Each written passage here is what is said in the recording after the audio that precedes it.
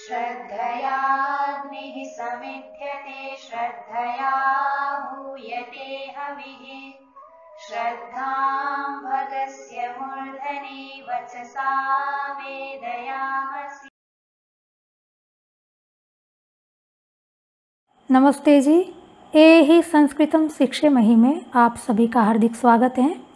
आशा करती हूँ आप सब कुशल होंगे, स्वस्थ होंगे। संस्कृत की आवृत्ति करते हुए, संस्कृत का व्यवहार में प्रयोग करते हुए संस्कृत का आनंद ले रहे होंगे। आइए नई कक्षा आरंभ करने से पहले पिछली कक्षा की हम आवृत्ति कर लेते हैं। पिछली कक्षा में हमने तवतु प्रत्यांत क्रियाओं का विशेषण के रूप में प्रयोग किस प्रकार किया जाता है उसको वाक्य के द्वारा समझा था, और साथ में रिते तथा विना इन दो अव्यय के साथ पंचमी विभक्ति का भी प्रयोग किया जा सकता है, इस बात को भी उदाहरण से हमने समझा था। आइए अब हम अपनी अगली कक्षा की ओर आगे बढ़ते हैं। आइए आज पंचमी विभक्ति का एक नया नियम देखते हैं। अनंतरम, परम, ऊर्ध्वम इन शब्दों का प्रयोग होने पर इनसे संबंधित शब्द में पंचमी विभक्ति का प्रयोग होता है। अनंतर का प्रयोग के ठीक बाद अथवा के ठीक पीछे इसका अनुवाद करने के लिए होता है, और परम और ऊर्ध्वम इनका प्रयोग के बाद अथवा के पीछे इसका अनुवाद करने के लिए होता है। अनंतर और परम इन दोनों का प्रयोग विशेषण के रूप में भी होता है और अव्यय के रूप में भी होता है। कब विशेषण के रूप में होगा और कब अव्यय के रूप में होगा इसको हम वाक्य जब देखेंगे तब समझेंगे। अभी हम देखते हैं कि इन शब्दों का प्रयोग किस परिस्थिति में करना है। पंक्ति में विद्यमान कोई वस्तु या व्यक्ति के लिए के ठीक बाद या के ठीक पीछे का प्रयोग जब करते हैं तब हमें अनंतर का प्रयोग करना है, और केवल के बाद अथवा के पीछे का प्रयोग करते हैं तब हमें परम अथवा ऊर्ध्वम का प्रयोग करना है। जैसे कुछ चित्र आपके सामने हैं। कुछ बच्चे हैं, 3 पंक्ति में हैं, तीनों ही पंक्तियां आड़ी स्थिति में है अर्थात हॉरिजॉन्टल पोजीशन में है, और एक पंक्ति खड़ी स्थिति में है अर्थात वर्टिकल पोजीशन में है।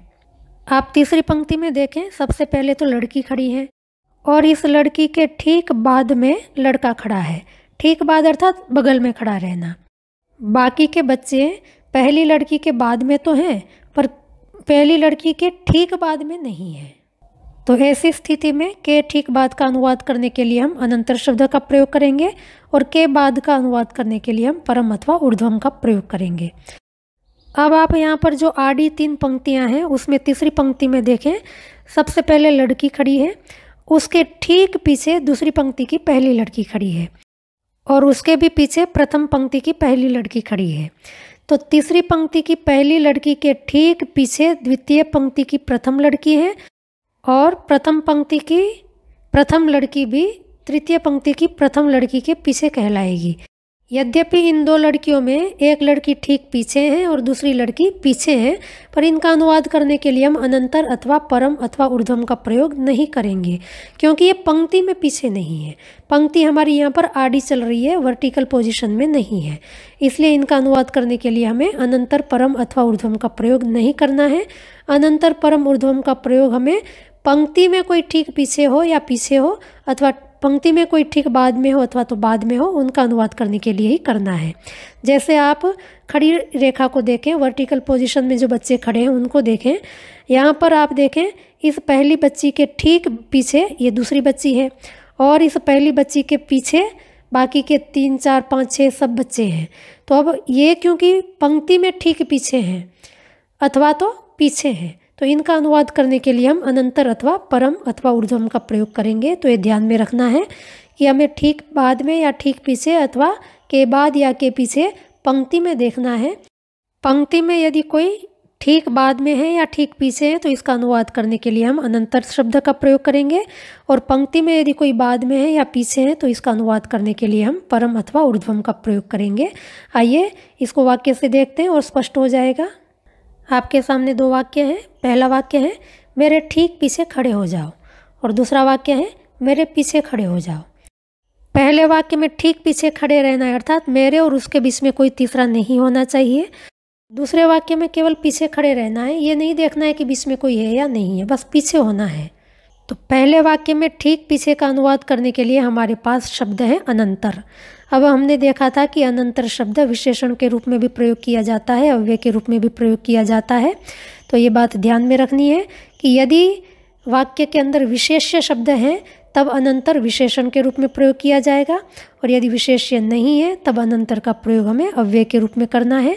तो आप देखें, मेरे ठीक पीछे खड़े हो जाओ, इस वाक्य में ठीक पीछे इसका कोई विशेष्य नहीं है, अतः इसका हमें अव्यय वाला रूप प्रयोग करना होगा, और अव्यय वाला रूप है अनंतरम। तो ठीक पीछे का अनुवाद करने के लिए हम अनंतरम का प्रयोग करेंगे, और नियम है जब अनंतर शब्द का प्रयोग होगा तब संबंधित शब्द में पंचमी विभक्ति का प्रयोग करना है। तो ठीक पीछे का संबंध मेरे के साथ है, तो मेरे इसका अनुवाद करते समय पंचमी विभक्ति का प्रयोग करेंगे। तो मेरे इसका अनुवाद करने के लिए हम अस्मत् प्रातिपदिक पंचमी विभक्ति एक वचन का प्रयोग करेंगे। अनुवाद होगा मत अनंतरम। बाकी बच गया वाक्य खड़े हो जाओ, इसका अनुवाद करने के लिए हम स्था धातु का प्रयोग करेंगे, आदेश होने से लोट लकार। वाक्य में कर्ता साक्षात पड़ा हुआ नहीं है, पर गम्यमान है कि कर्ता आप हैं, अतः हमें प्रथम पुरुष एक वचन की क्रिया का प्रयोग करना होगा। वाक्य का अनुवाद होगा मत अनंतरम तिष्ठतु। दूसरा वाक्य है मेरे पीछे खड़े हो जाओ। पीछे का अनुवाद करने के लिए हमारे पास दो शब्द हैं, पर और ऊर्ध्वम। हमने देखा था पर का प्रयोग विशेषण के रूप में भी हो सकता है और अव्यय के रूप में भी हो सकता है। तो यहाँ पर भी ठीक अनंतर के समान ही नियम काम करेगा। यदि वाक्य में विशेष्य है तो पर का प्रयोग विशेषण के रूप में करना है, और यदि विशेष्य नहीं है तो हमको पर का प्रयोग अव्यय के रूप में करना होगा। तो आप देखें, पीछे इसके लिए वाक्य में कोई भी विशेष्य नहीं है, अतः हमें यहाँ पर का अव्यय वाला रूप प्रयोग करना होगा। अव्यय के रूप में परम इस शब्द का प्रयोग किया जाता है, और एक बात ध्यान रखेंगे, जब जब भी परम का प्रयोग करेंगे अर्थात अव्यय का प्रयोग करेंगे तब साथ में हम ऊर्ध्वम का भी प्रयोग उसकी जगह पे कर सकते हैं। पर जब पर का विशेषण के रूप में प्रयोग करेंगे वहाँ पर हमें ऊर्ध्वम का प्रयोग नहीं करना है। तो इस बात को हम ध्यान में रखेंगे कि परम जब अव्यय के रूप में प्रयोग होगा तो इसके पर्यायवाची के रूप में ऊर्ध्वम का भी प्रयोग हो सकता है। यहाँ वाक्य में मेरे पीछे खड़े हो जाओ, पीछे का अनुवाद करने के लिए हम परम अथवा ऊर्ध्वम दो में से किसी का भी प्रयोग कर सकते हैं, और पीछे का संबंध मेरे के साथ है, अतः उस संबंधित शब्द में हमें पंचमी विभक्ति का प्रयोग करना है। तो मेरे इसका अनुवाद करने के लिए हम अस्मत् पंचमी विभक्ति एक वचन का प्रयोग करेंगे। वाक्य का अनुवाद होगा मत परम ऊर्ध्वम व तिष्ठतु। आगे वाक्य है मेरे घर के बाद उनका घर है, और दूसरा वाक्य है मेरे घर के ठीक बाद उनका घर है। पहले वाक्य को सुनकर के पता चलता है कि घर की पंक्ति में पहले मेरा घर आता है और बाद में उनका घर आता है। तो अब इसका अनुवाद करने के लिए हमें पर अथवा ऊर्ध्वम का प्रयोग करना होगा। अब आप देखें के बाद इसके लिए कोई विशेष्य वाक्य में नहीं है, अतः हमें पर का अव्यय वाला रूप प्रयोग करना होगा, और जब पर अव्यय के रूप में प्रयोग होता है वहाँ पर हम ऊर्ध्वम का भी प्रयोग कर सकते हैं। तो यहाँ पर के बाद का अनुवाद करने के लिए हम परम अथवा ऊर्ध्वम दो में से किसी का भी प्रयोग कर सकते हैं। के बाद का संबंध घर के साथ है, अतः घर का अनुवाद करते समय हमें पंचमी विभक्ति का प्रयोग करना होगा, अतः घर के बाद इसका अनुवाद होगा गृहात परम ऊर्ध्वम वा। शेष वाक्य का अनुवाद करेंगे मेरे का संबंध घर के साथ है, अतः संबंध में षष्ठी विभक्ति का प्रयोग करना होगा। मेरे का अनुवाद करने के लिए हम अस्मत् प्रातिपदिक षष्ठी विभक्ति एक वचन का प्रयोग करेंगे। उनका घर है का अनुवाद करने के लिए हमें अस धातु लट लकार का प्रयोग करना है। क्या है? घर है, तो घर है इस क्रिया का कर्ता कारक है। घर का अनुवाद करते समय में प्रथमा विभक्ति का प्रयोग करना होगा। किसका घर? उनका, तो उनका इसका घर के साथ संबंध होने से हमें अनुवाद करते समय षष्ठी विभक्ति का प्रयोग करना है। उनका इसका अनुवाद करने के लिए हम तत्प्रातिपदिक का प्रयोग करेंगे, अतः संपूर्ण वाक्य का अनुवाद होगा मम गृहात परम ऊर्ध्वम वा तस्य गृहम अस्ति। दूसरे वाक्य को सुन करके हमको पता चलता है कि पंक्ति में मेरा घर पहले और ठीक मेरे घर के बाद में उनका घर आता है। तो अब यहाँ पर के ठीक बाद इसका अनुवाद करने के लिए हमें अनंतर का प्रयोग करना होगा। अब वाक्य में के ठीक बाद इसके लिए कोई विशेष्य नहीं है, अतः हमें अनंतर का अव्यय वाला रूप प्रयोग करना होगा, अर्थात अनंतरम इस शब्द का प्रयोग करना होगा। अब के ठीक बाद का संबंध घर के साथ है, अतः घर का अनुवाद करते समय हम पंचमी विभक्ति का प्रयोग करेंगे। संपूर्ण वाक्य का अनुवाद होगा मम गृहात अनंतरम तस्य गृहम अस्ति। आगे वाक्य है मेरे घर के बाद वाले घर में आज विवाह है। वाक्य सुन करके हमको अच्छी तरह से समझ में आ रहा है कि पंक्ति में पहले मेरा घर पड़ता है और जिनके घर विवाह है वो घर बाद में है। किस घर में विवाह है? मेरे घर के बाद वाले घर में विवाह है। तो ये के बाद वाला घर को बता रहा है, अर्थात घर को विशेषित कर रहा है, अतः इसका प्रयोग विशेषण के रूप में हुआ है। के बाद अथवा के पीछे का प्रयोग जब वाक्य में विशेषण के रूप में होता है तब हमें पर शब्द का विशेषण के रूप में ही प्रयोग करना है, अव्यय के रूप में प्रयोग नहीं करना है और ऊर्ध्वम का भी प्रयोग नहीं होगा। परम का अव्यय वाला स्वरूप और ऊर्ध्वम इन दोनों का प्रयोग तभी करना है जब वाक्य में के बाद या के पीछे का प्रयोग विशेषण के रूप में न हुआ हो, क्योंकि वाक्य में के बाद वाला यह घर का विशेषण है, अतः हमें पर शब्द का विशेषण के रूप में प्रयोग करना है। तो जो लिंग विभक्ति वचन विशेष्य में होंगे वही लिंग विभक्ति वचन पर शब्द के होंगे। तो विशेष्य घर है, तो अब हमको देखना है कि घर के लिंग विभक्ति वचन क्या है। तो आप देखें, विवाह है, कहाँ है? घर में है। तो घर जो है वो होने की क्रिया का अधिकरण कारक है, अतः अनुवाद करते समय हमें सप्तमी विभक्ति का प्रयोग करना है। और घर के लिए गृह प्रातिपदिक का प्रयोग होता है जो कि अकारांत नपुंसकलिंग प्रातिपदिक है। तो विशेष्य घर में लिंग विभक्ति वचन है, नपुंसकलिंग सप्तमी विभक्ति एक वचन। अतः के बाद वाला इसका अनुवाद करते समय हमें पर शब्द में भी नपुंसकलिंग सप्तमी विभक्ति एक वचन का प्रयोग करना है। पर का प्रयोग संस्कृत में सर्वनाम के रूप में किया जाता है, अतः हमें सर्व सर्वनाम के अनुसार पर शब्द के रूप चलाने हैं। सर्व सर्वनाम के नपुंसकलिंग सप्तमी विभक्ति एक वचन में रूप बनता है सर्वस्मिन, तो पर का भी नपुंसकलिंग सप्तमी विभक्ति एक वचन में रूप बनेगा परस्मिन। अब के बाद वाले इसका संबंध घर के साथ है, अतः घर का अनुवाद करते समय हमें पंचमी विभक्ति का प्रयोग करना होगा। तो घर के बाद वाले घर में इसका अनुवाद होगा गृहात परस्मिन गृहे। शेष वाक्य का अनुवाद होगा मेरे घर के बाद वाले। तो मेरे का घर के साथ संबंध होने से हमें षष्ठी विभक्ति का प्रयोग करना होगा। और आज विवाह है का प्रयोग करने के लिए अस धातु का प्रयोग करेंगे। क्या है? विवाह। तो विवाह कर्ता कारक है, संस्कृत में विवाह को विवाह ही कहते हैं, अकारांत पुल्लिंग प्रातिपदिक है। विवाह का अनुवाद करते समय हम प्रथमा विभक्ति का प्रयोग करेंगे और आज के लिए अद्य इस अव्यय का प्रयोग करेंगे। संपूर्ण वाक्य का अनुवाद होगा मम गृहात परस्मिन गृहे अद्य विवाह अस्ति। आगे वाक्य है मेरे बाद आए हुए बच्चे सबसे पीछे खड़े हो जाएं। इस वाक्य में आप देखें कि मेरे बाद आए हुए बच्चे, कैसे बच्चे? आए हुए बच्चे। कब आए हुए? बाद में। तो बाद जो है वो आए हुए बच्चों को विशेषित कर रहा है, अतः वह आए हुए बच्चों का विशेषण है। अभी हमने देखा था कि वाक्य में जब के बाद का प्रयोग विशेषण के रूप में होता है तो हमें पर शब्द का विशेषण के रूप में प्रयोग करना है, परम अथवा ऊर्ध्वम इन अव्यय का प्रयोग नहीं करना है। तो यहाँ पर पहले हम देखेंगे कि बच्चों के लिंग विभक्ति वचन क्या है। वाक्य में मुख्य क्रिया है खड़े हो जाएं। तो खड़े होने का काम क्योंकि बच्चे करेंगे, कर्ता बच्चे हैं, अतः हमें बच्चों का अनुवाद करते समय प्रथमा विभक्ति का प्रयोग करना है। और बच्चे के लिए संस्कृत में बालक प्रातिपदिक का प्रयोग होता है जो कि अकारांत पुल्लिंग प्रातिपदिक है और बच्चे संख्या में बहुत हैं। तो बच्चे का अनुवाद करते समय हमें पुल्लिंग प्रथमा विभक्ति बहुवचन का प्रयोग करना है। कैसे बच्चे हैं? आए हुए बच्चे हैं। तो आए हुए कौन आया है? बच्चे। तो आप देखें आए हुए में आने की क्रिया हो चुकी है और इस क्रिया का कर्ता है बच्चे। तो जब भूतकाल की क्रिया अपने ही कर्ता का विशेषण बन के आती है तो हमें तवतु प्रत्यांत शब्द का प्रयोग करना होता है। तो आए हुए इसका अनुवाद करने के लिए हमें आगम धातु का तवतु प्रत्यांत शब्द आगतवत का प्रयोग करना होगा।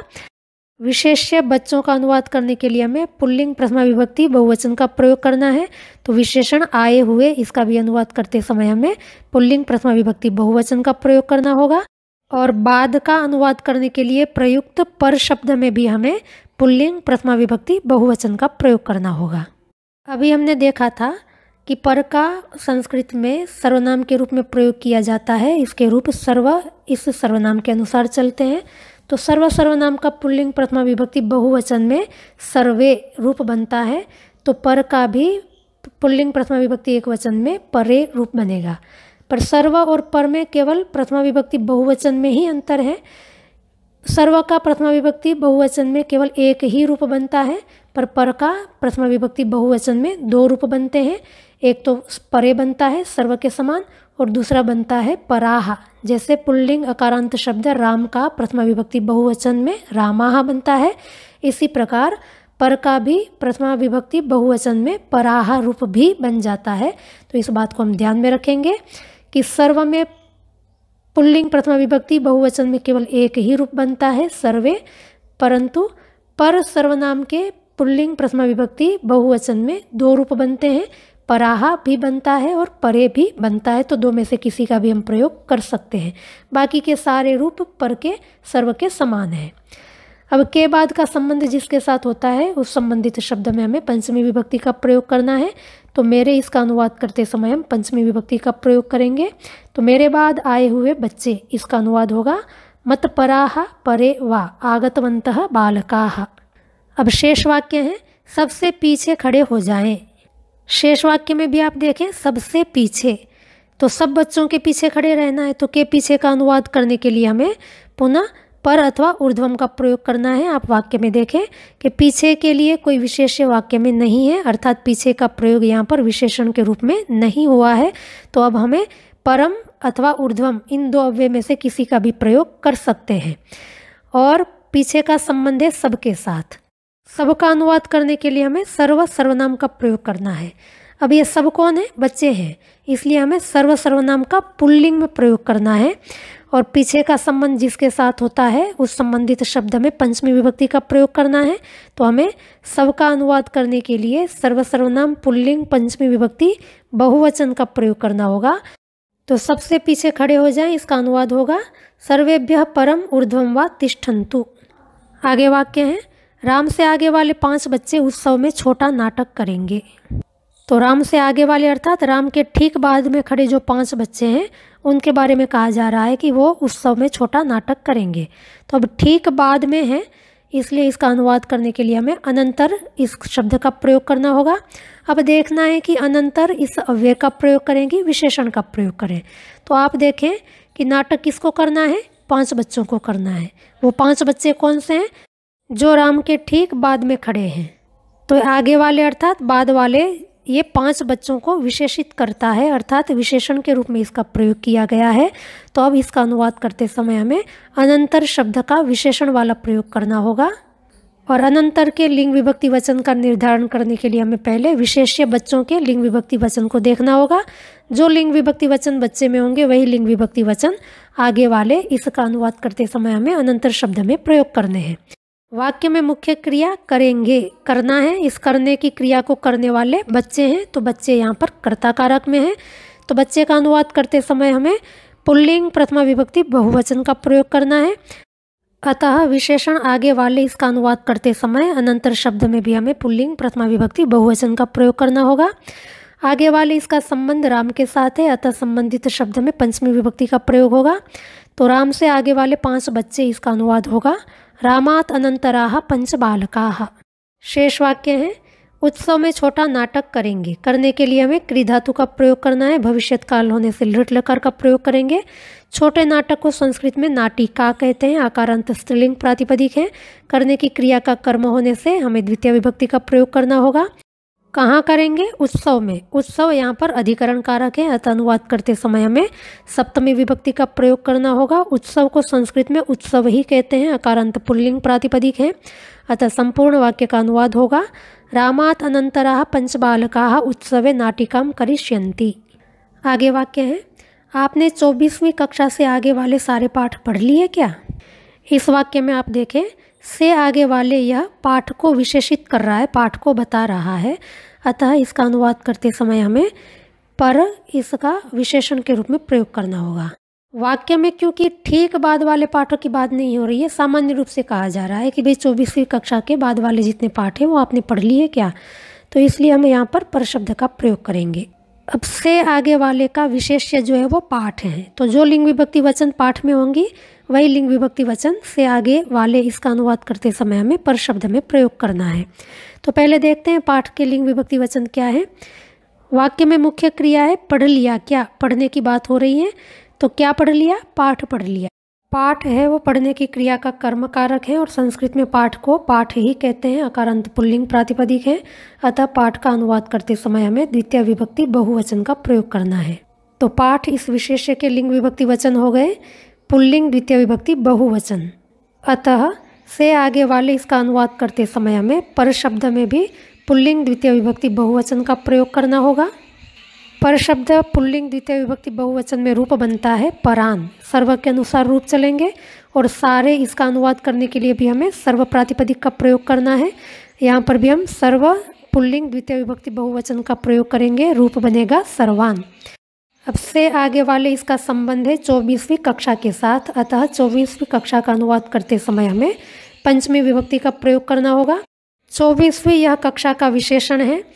कक्षा क्योंकि स्त्रीलिंग प्रातिपदिक है, अतः 24वीं इसका भी अनुवाद करते समय हमें स्त्रीलिंग में पूर्ण संख्या का प्रयोग करना होगा। तो 24वीं के लिए स्त्रीलिंग में 2 प्रातिपदिक हैं, चतुर्विंशी और चतुर्विंशति तमी, 2 में से हम किसी का भी प्रयोग कर सकते हैं। तो 24वीं कक्षा से आगे वाले सारे पाठ इसका अनुवाद होगा चतुर्विंश्याः कक्षायाः परान सर्वान पाठान। शेष वाक्य हैं आपने और पढ़ लिया क्या। तो आपने इसका अनुवाद करने के लिए हम भवत पुल्लिंग प्रातिपदिक का प्रयोग करेंगे। पढ़ने के लिए पठ धातु लंग लकार का प्रयोग करेंगे। क्या इसका अनुवाद करने के लिए हम किम अव्यय का प्रयोग करेंगे। तो संपूर्ण वाक्य का अनुवाद होगा भवान चतुर्विंश्याः कक्षायाः परान सर्वान पाठान अपठत किम। यदि आपने इसके द्वारा आप सामने वाले बहुत व्यक्तियों को संबोधित कर रहे हैं तब हम भवत प्रातिपदिक के प्रथमा विभक्ति बहुवचन का भी प्रयोग कर सकते हैं। तब वाक्य का अनुवाद होगा भवन्तः चतुर्विंश्याः कक्षायाः परान सर्वान पाठान अपठन किम।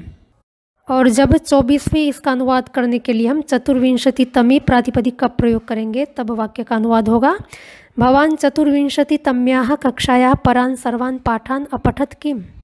एक और वाक्य देख लेते हैं। कहाँ तक झाड़ू लगाई, इससे आगे मैं लगाऊं क्या। तो पहला वाक्य है कहाँ तक झाड़ू लगाई। तो यहाँ पर हमने देखा था तक का अनुवाद करने के लिए हमें पर्यंत शब्द का प्रयोग करना होता है और पर्यंत शब्द अपने संबंधित शब्द के साथ जुड़ करके प्रयुक्त किया जाता है। तो तक का संबंधित शब्द है कहाँ। कहाँ के लिए कुत्र प्रातिपदिक का प्रयोग किया जाता है। कुत्र क्योंकि अव्यय है इसके रूप नहीं चलते हैं, अतः कुत्र इस रूप में ही इसका प्रयोग किया जाता है। कुत्र प्रातिपदिक के साथ पर्यंत शब्द को जोड़कर समस्त शब्द बन जाएगा कुत्र पर्यंत। अब कहाँ तक इसके लिए वाक्य में देखें कोई विशेष्य नहीं है, अतः हमें कुत्र पर्यंत के लिए नपुंसकलिंग द्वितीय विभक्ति एकवचन का प्रयोग करना है। तो कहाँ तक का अनुवाद होगा कुत्र पर्यंतम। झाड़ू लगाई, झाड़ू लगाई इसका अनुवाद करने के लिए संस्कृत में मार्जनी इस शब्द का द्वितीय विभक्ति के रूप के साथ क्री धातु का प्रयोग किया जाता है। झाड़ू को संस्कृत में मार्जनी कहते हैं। इकारांत स्त्रीलिंग प्रातिपदिक है, द्वितीय विभक्ति एकवचन में रूप बनेगा मार्जनीम। क्री धातु का अनुवाद करने के लिए हम लंग लकार का प्रयोग करेंगे। कर्ता हम भवान मान के चलेंगे, अतः प्रथम पुरुष एकवचन का प्रयोग करेंगे। तो कहाँ तक झाड़ू लगाई इसका अनुवाद होगा कुत्र पर्यंतम मार्जनीम अकरोत। दूसरा वाक्य है इससे आगे मैं लगाऊं क्या। वाक्य में आप देखें इससे आगे इसके लिए कोई विशेष्य नहीं है, अर्थात आगे इसका विशेषण के रूप में प्रयोग नहीं हुआ है। और दूसरी बात ध्यान रखने की है, वाक्य में सामान्य रूप से इसके बाद की बात की जा रही है, ठीक इसके बाद या ठीक इसके पीछे ऐसा कोई यहाँ पर भाव नहीं है। अतः हम यहाँ पर शब्द का अव्यय के रूप में प्रयोग करेंगे अथवा ऊर्ध्वम अव्यय का प्रयोग कर सकते हैं। और आगे का संबंध इसके साथ होने से इसका अनुवाद करते समय में पंचमी विभक्ति का प्रयोग करना है। इससे इसका अनुवाद करने के लिए हम इदम प्रातिपदिक का भी प्रयोग कर सकते हैं। इदम प्रातिपदिक नपुंसकलिंग पंचमी विभक्ति एकवचन में रूप बनेगा अस्मात्। तो इससे आगे इसका अनुवाद होगा अस्मात् परम ऊर्ध्वम वा। शेष वाक्य का अनुवाद करेंगे मैं लगाऊं क्या। तो क्या का अनुवाद करने के लिए हम किम का प्रयोग करेंगे। मैं का अनुवाद होगा अहम। लगाऊं का अनुवाद करने के लिए अभी हमने देखा था क्या लगाना है, झाड़ू लगाना है। तो यहाँ पर झाड़ू शब्द का प्रयोग नहीं किया है, तो हम मार्जनी शब्द को छोड़कर केवल क्री धातु का प्रयोग करेंगे। और हमने देखा है खाऊं, जाऊं, आऊं, करूं, इस प्रकार की वाक्य रचनाओं में क्रिया का अनुवाद करने के लिए हम लोट लकार का प्रयोग करते हैं। तो लगाऊं इसका अनुवाद करने के लिए हम क्री धातु लोट लकार उत्तम पुरुष एकवचन का प्रयोग करेंगे। तो वाक्य का अनुवाद होगा अस्मात् परम ऊर्ध्वम वा अहम करवाणी किम। यदि इससे इसका अनुवाद करने के लिए हम इतः अव्यय का प्रयोग करेंगे तब वाक्य का अनुवाद होगा इतः परम ऊर्ध्वम वाहम करवाणी किम। इतः अव्यय स्वाभाविक ही पंचमी विभक्ति में होता है। तो आशा करती हूँ कि आपको अब अच्छी तरह से समझ में आ गया होगा कि अनंतर, पर और ऊर्ध्वम का प्रयोग किस प्रकार किया जाता है और इसके साथ संबंधित शब्द में पंचमी विभक्ति का हमें प्रयोग करना होता है। तो आज की कक्षा हम यहीं तक रखते हैं। यदि आपको समझने में कहीं कोई कठिनाई आई हो तो आप हमें अवश्य पूछें। आपकी समस्याओं का समाधान करने का हम अवश्य प्रयास करेंगे।